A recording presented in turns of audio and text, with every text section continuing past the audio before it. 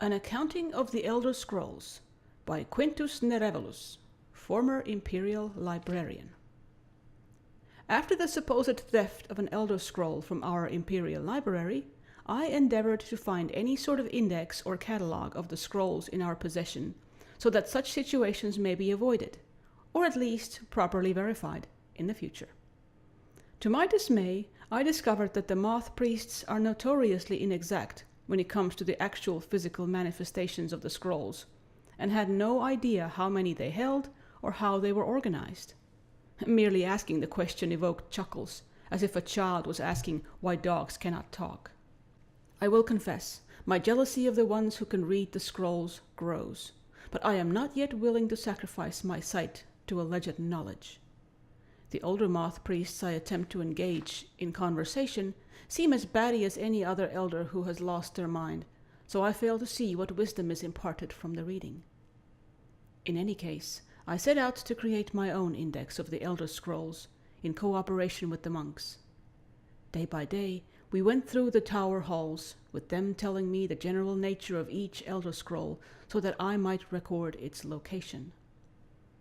Always careful never to glimpse the writings myself, I had only their word to go on.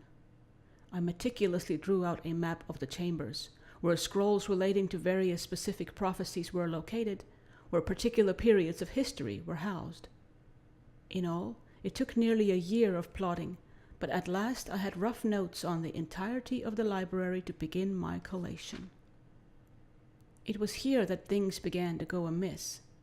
In studying my notes, I found many areas of overlap and outright contradiction. In some cases, different monks would claim the same scroll to be at opposite ends of the tower. I know they have no taste for jesting, or else I would suspect I was being made the fool in some game of theirs. I spoke to one of the older monks to relate my concerns, and he hung his head in sorrow for my wasted time. "Did I not tell you," he coughed, "when you started this, that all efforts would be futile? The scrolls do not exist in countable form." "I had thought you meant there were too many to be counted." "There are, but that is not the least of their complexities. Turn to the repository behind you and tell me how many scrolls are locked therein." I ran my fingers over the metal casings, tallying each rounded edge that they encountered. I turned back. 14, I said. "Hand me the 8th one," he said, reaching out his hand.